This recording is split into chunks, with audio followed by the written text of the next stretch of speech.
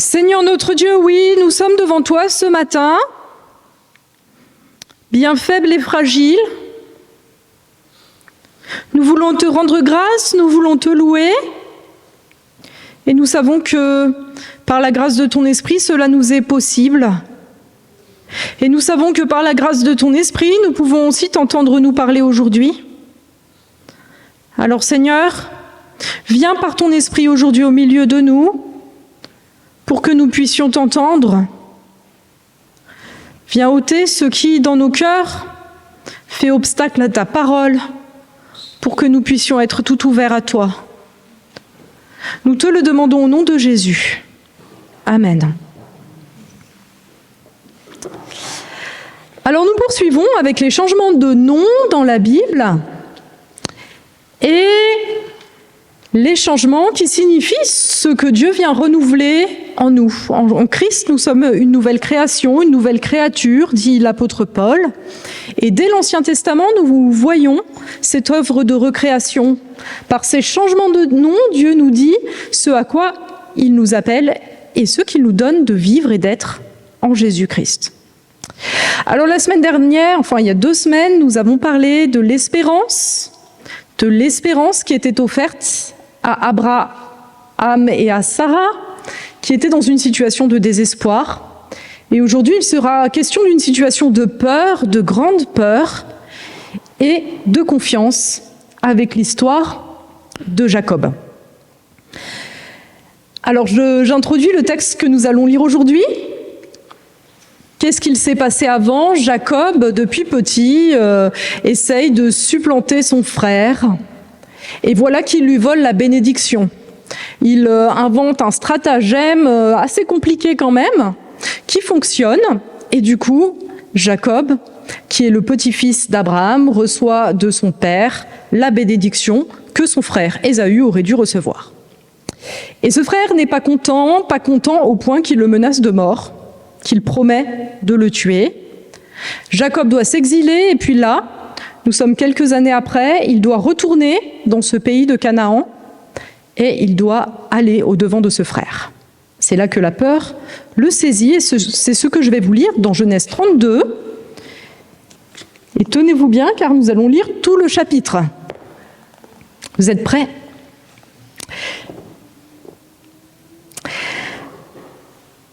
On va commencer au verset 2 pour gagner un verset. Jacob poursuivit son chemin et des anges de Dieu vinrent à sa rencontre. À leur vue, Jacob dit « C'est le camp de Dieu ». Et il appela cet endroit Mahanaïm. Jacob envoya devant lui des messagers à son frère Ésaü dans le pays de Séhir, dans le territoire d'Édom. Il leur donna cet ordre. « Vous transmettrez ce message à mon seigneur Ésaü. Voici ce que dit ton serviteur Jacob. J'ai séjourné chez Laban et j'y suis resté jusqu'à maintenant. J'ai des bœufs, des ânes, des brebis, des serviteurs et des servantes. Et j'envoie des messagers te l'annoncer, mon Seigneur, pour trouver grâce à tes yeux. » Les messagers revinrent vers Jacob en disant « Nous sommes allés trouver ton frère Ésaü.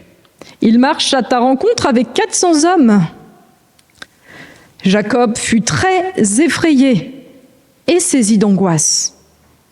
Il partagea en 2 camps ceux qui étaient avec lui, les brebis, les bœufs et les chameaux. Il se disait, si Ésaü attaque l'un des camps et le bat, le camp qui restera pourra se sauver. Jacob dit, « Dieu de mon grand-père Abraham, Dieu de mon père Isaac, Éternel, toi qui m'as dit, retourne dans ton pays, dans ton lieu de naissance, et je te ferai du bien. Je suis trop petit pour toutes les grâces et pour toute la fidélité dont tu as fait preuve envers moi, ton serviteur. En effet, j'ai passé ce Jourdain avec mon bâton, et maintenant je peux former 2 camps. Délivre-moi de mon frère Ésaü, car j'ai peur qu'il ne vienne et ne me frappe, sans épargner ni la mère, ni les enfants. C'est toi-même qui as dit « Je te ferai du bien et je rendrai ta descendance pareille à du sable de la mer, si abondant qu'on ne peut le compter. » C'est à cet endroit-là que Jacob passa la nuit. Il prit dans ce qu'il avait sous la main pour faire un cadeau à son frère Ésaü, 200 chèvres et 20 boucs, 200 brebis et 20 béliers, 30 chamelles avec leurs petits qu'elles allaitaient, 40 vaches et 10 taureaux, 20 ânesses et 10 ânes. Il les remit à ses serviteurs, troupeau par troupeau, séparément, et il dit à ses serviteurs, « Passez devant moi », en laissant un intervalle entre chaque troupeau. Il donna cet ordre au premier. « Quand mon frère Ésaü te rencontrera et te demandera « À qui es-tu et où vas-tu ? À qui appartient ce troupeau devant toi ? Tu répondras « À ton serviteur Jacob. C'est un cadeau envoyé à mon seigneur Ésaü. Le voici qui vient lui-même derrière nous. » Il donna le même ordre au deuxième, au troisième et à tous ceux qui suivaient les troupeaux. « C'est ce message que vous transmettrez à mon seigneur Ésaü quand vous le rencontrerez. Vous annoncerez aussi, ton serviteur Jacob vient derrière nous. » Il se disait en effet, « Je l'apaiserai par ce cadeau qui me précède. Ensuite, je le verrai en face et peut-être m'accueillera-t-il favorablement. » Le cadeau passa devant lui et il resta cette nuit-là dans le camp. Il se leva la même nuit, prit ses 2 femmes, ses 2 servantes et ses 11 enfants et passa le gué du Yabok. Il les prit, leur fit passer le torrent et le fit passer à tout ce qui lui appartenait.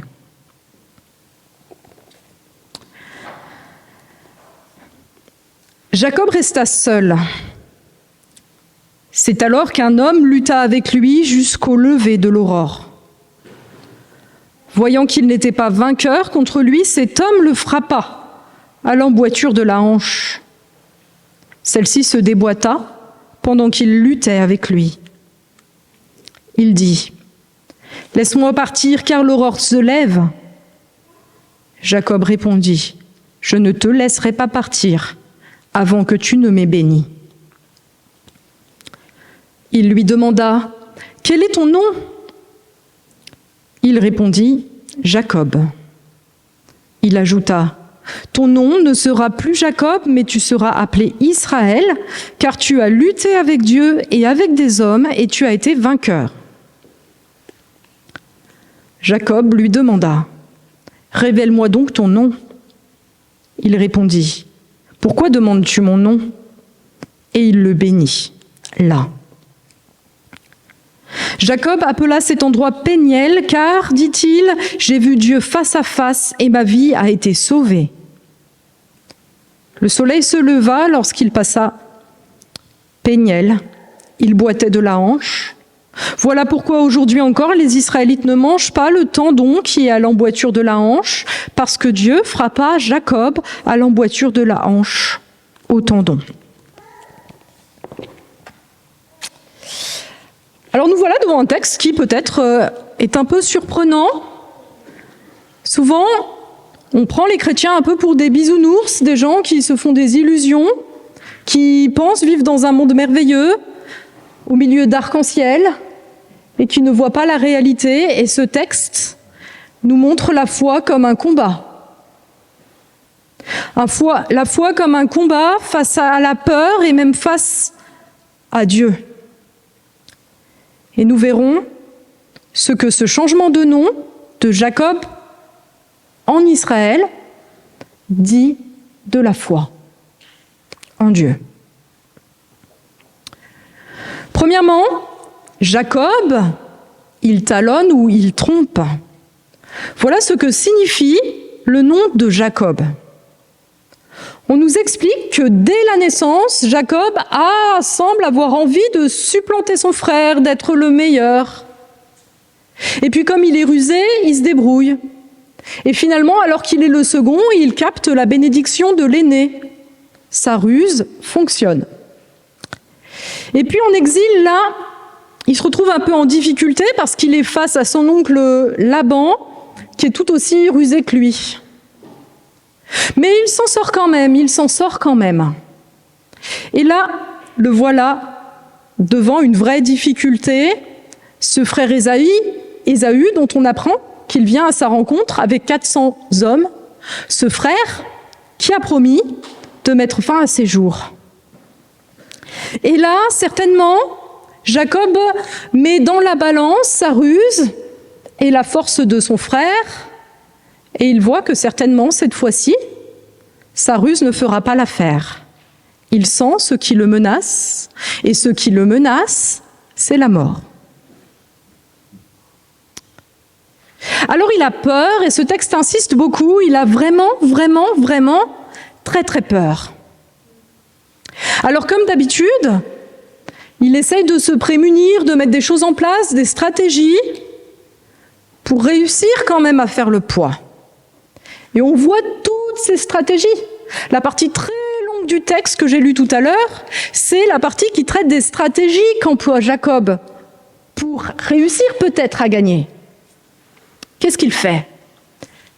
Alors il commence par envoyer des messagers qui disent à Ésaü qu'il est le maître, le seigneur, et que Jacob est son serviteur.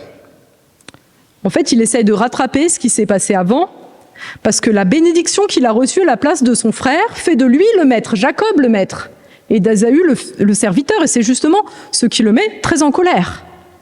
Donc il essaye de se le mettre dans la poche, de renverser, d'annuler ce qu'il a fait peut-être. Et puis il sépare en deux groupes ceux qui l'accompagnent, dans l'espoir que si un groupe se fasse massacrer, l'autre puisse subsister. Puis il envoie des cadeaux pour flatter, comme on flatte ceux qui ont plus de pouvoir que nous. Il pense même aux intervalles entre les cadeaux. Peut-être parce qu'on se dit « Ah, c'est super, j'ai un cadeau !» Et puis ensuite on dit « Ah, encore un autre cadeau !» Et donc il se dit « Mon frère va être émerveillé par tous ces cadeaux !» Il réfléchit vraiment beaucoup, Jacob, quand même. Hein. Et puis il insiste sur ses richesses pour dire « Tu vois, je suis pas quelqu'un qui va être à tes crochets, je suis quelqu'un de bien, j'ai beaucoup de biens, etc. » Il essaye de le flatter. Mais comme il le sent pas trop, il ajoute quelque chose, et cette chose, c'est la prière. On le voit prier Dieu. On le voit implorer Dieu. Oui, je crois qu'à ce moment-là, en fait, Jacob reste Jacob. Jacob est celui qui talonne, celui qui veut avoir le dessus, et il emploie Dieu pour cela. Il se dit « Ok, j'ai mis toutes les chances de mon côté, mais je ne suis pas tout à fait sûr cette fois-là. Donc je vais peut-être appeler Dieu. Peut-être qu'il va renforcer mes forces, parce que là, je suis quand même en mauvaise posture. » Il emploie sa stratégie préférée, la ruse, plus Dieu. Et face à la vie, nous sommes tous un peu comme ça. Nous avons des objectifs, et puis nous avons des difficultés, et puis nous employons ce qui, dans nos capacités, nous semble plus à même de nous obtenir ce que nous voulons. Pour certains, c'est la ruse. Pour d'autres, c'est la force. Pour obtenir ce qu'ils veulent, ils vont montrer leur force, ils vont insulter. Pour d'autres, c'est la flatterie, la manipulation. Pour d'autres aussi, c'est la plainte. On va essayer d'amadouer les autres pour obtenir ce qu'on veut. Et nous sommes tous comme cela. Et parfois, eh bien en plus, nous employons Dieu comme la petite stratégie supplémentaire, et ainsi, Dieu est un moyen de plus que nous employons pour arriver à notre fin. Il est comme une stratégie. Mais Jacob ne restera pas Jacob, parce que la foi en Dieu, c'est pas la foi en nos propres forces, plus Dieu. La foi en Dieu s'oppose à nos propres forces. Et c'est pour ça qu'elle est une lutte.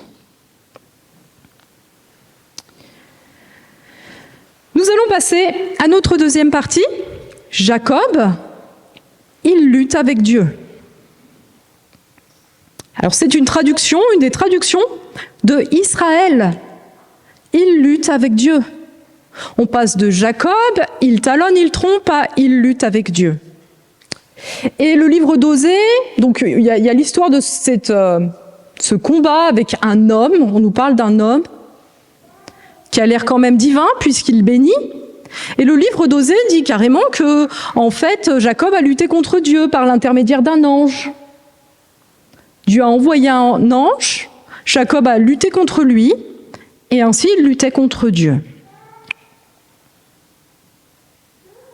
Dieu n'est pas venu lui apporter le petit supplément dont il avait besoin. C'est pas comme s'il était dans un col au Tour de France et que Dieu lui apporte un petit peu de dopant pour y arriver.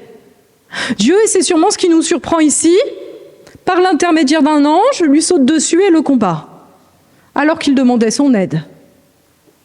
Nous sommes certainement perturbés dans l'image que nous avons de Dieu. Et Jacob devait être lui aussi perturbé par l'image d'un Dieu avec lequel on lutte.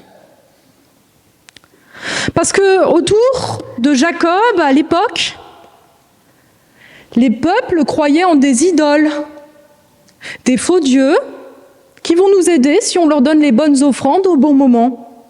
Des dieux qui sont des espèces de moyens qui doivent nous obtenir ce qu'on veut. On va faire une offrande à la déesse de la fertilité pour avoir des enfants. On va faire une offrande à je ne sais trop qui pour avoir des récoltes. Ce sont des dieux qui s'apprivoisent et qu'on travaille à mettre dans notre camp. Et aujourd'hui encore, on peut avoir cette image de Dieu. Je vous donne un exemple. Pendant la guerre 14-18, bizarrement, les Allemands disaient que Dieu était avec eux et les Français disaient la même chose. Ils comptaient sur leur propre force militaire, sur leur plan militaire, et ils s'imaginaient que Dieu allait leur donner les forces qu'il fallait. Encore aujourd'hui, il y a des personnes, elles ne pensent pas à Dieu, elles ne comptent pas sur Dieu, Dieu ne change rien dans leur vie. Et puis quand elles sont face à la mort, eh bien, elles veulent un enterrement chrétien, parce qu'elles se disent peut-être que là, j'aurai besoin d'aide.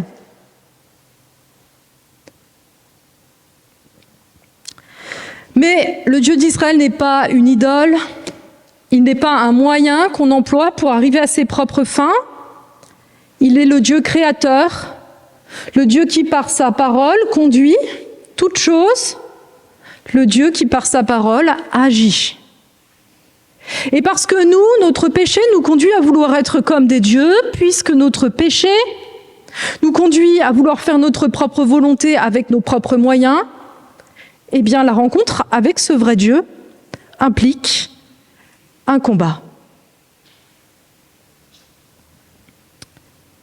Jacob avait entendu parler de Dieu, il avait eu des révélations, mais il rencontre vraiment Dieu ici, le vrai Dieu, dans cette lutte.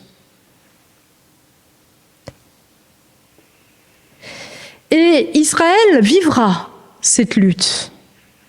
Ce peuple d'Israël qui prendra ce nom de Jacob va être le peuple que Dieu appelle, que Dieu conduit, selon sa volonté, et qui voudra faire sa propre volonté.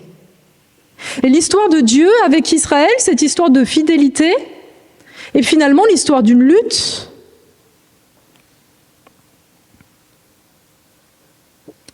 Dieu n'est pas une idole. Sa parole ne nous plaît pas. Car en fait, naturellement, nous avons tendance à avoir confiance en nous-mêmes, en notre propre volonté et en nos propres forces. Et cette parole nous dit « aie confiance en Dieu ». Ce Dieu qui n'est pas ta propre volonté. Ce Dieu en qui nous devons mettre notre confiance seul, seulement en lui, et donc plus en nous.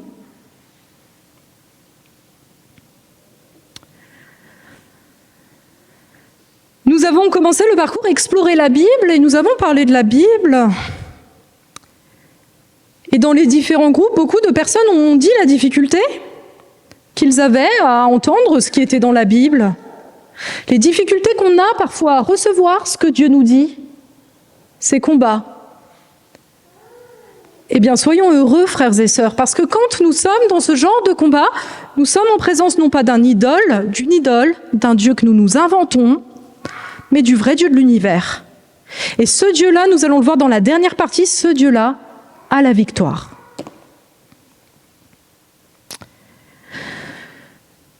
Troisième partie, de Jacob à Israël, Dieu a la puissance. Alors Israël, là, dans notre passage, l'ange donne le sens qui nous semble être donné par l'ange, c'est que Jacob lutte avec Dieu. Mais les exégètes parlent quand même d'une ambiguïté dans cette histoire, parce qu'en principe, quand il y a un nom qui finit par « El », qui signifie Dieu, c'est pas quelqu'un d'autre le sujet, c'est Dieu le sujet. Par exemple, Nathanaël, c'est Dieu qui donne. Et alors, il y a une traduction qui peut être plutôt « Dieu lutte » ou même « Dieu a la puissance ». Et quand on regarde l'histoire de cette bataille, de cette lutte, on peut être vraiment surpris. Alors tout d'abord, on a l'impression en effet de la victoire de Jacob. Et l'ange dit que Jacob est victorieux. Il le dit clairement. Et puis l'ange se rend, il implore Jacob. On a l'impression que c'est Jacob qui a gagné. Et pourtant, quand on lit bien, on se dit c'est drôle. C'est drôle parce que celui qui a été blessé, c'est pas l'ange, c'est Jacob. Et c'est drôle parce que cette hanche, là où il est blessé, dans la Bible, c'est le symbole de la puissance humaine, de l'indépendance humaine. Alors comment comprendre ça? Qui a gagné? Comment comprendre ça si ce n'est de comprendre que c'est quand Dieu nous vainc que nous sommes victorieux? Gros paradoxe, qui nous met peut-être mal à l'aise. C'est quand nous sommes vaincus, quand nous acceptons de ne pas pouvoir nous sauver par nous-mêmes, que Dieu peut nous sauver. Et Jacob l'a compris. Il aurait pu être heureux de ce que l'ange lui dit qu'il a gagné. Il aurait pu avoir une illusion de victoire et se dire « je suis le plus fort, c'est bon, maintenant je suis fort, je vais pouvoir affronter mon frère ». Mais il ne veut pas ça. Il demande la bénédiction. Il a compris que ce qui est bon pour lui, ce qui va le sauver, ce n'est pas ses propres forces, ce n'est pas ses propres projets, mais c'est d'entrer dans la promesse de Dieu avec les forces que Dieu donne. Il se rend, en fait. Et c'est là qu'il a la victoire. Avec Dieu, on gagne quand on perd. On croit pouvoir gagner le bonheur sur la terre et le ciel par nos propres œuvres. On croit qu'on peut gagner cela par notre religiosité, par le fait d'aller à l'église, par notre ruse, par toutes sortes d'autres choses. On croit pouvoir ruser avec Dieu. Mais le salut nous est offert. Et pour l'accueillir, il faut que nous cessions d'essayer de nous sauver par nous-mêmes. Je vous ai déjà donné cet exemple, apparemment, quand quelqu'un se noie, parfois les sauveteurs sont obligés d'assommer la personne qui se noie parce qu'elle panique. Et elle risque de se noyer et de noyer le sauveteur avec. Eh bien, pour recevoir la grâce de Dieu, son salut, nous devons nous rendre. Nous devons être vaincus. Alors on nous dit que Dieu, que Jacob a vu Dieu. Il l'a rencontré vraiment. Il a rencontré ce Dieu qui nous voit nous débattre sans arriver à rien. Il a vu, alors il a envoyé Jésus. Il a envoyé Jésus avoir la victoire sur ce qui nous pousse à ce comportement de défiance, sur notre péché. Ce péché dont le salaire est la mort, contre laquelle personne n'a jamais rien pu en dehors de Dieu. Il a envoyé Jésus, ce Jésus qui dit « Convertissez-vous et croyez à la bonne nouvelle. Convertissez-vous, cessez d'essayer de faire vos propres plans avec vos propres forces. Croyez, ayez confiance en Dieu. Cessez d'avoir confiance en vous-même. Ayez confiance en moi. » Ce Jésus qui te dit « Viens et suis-moi. »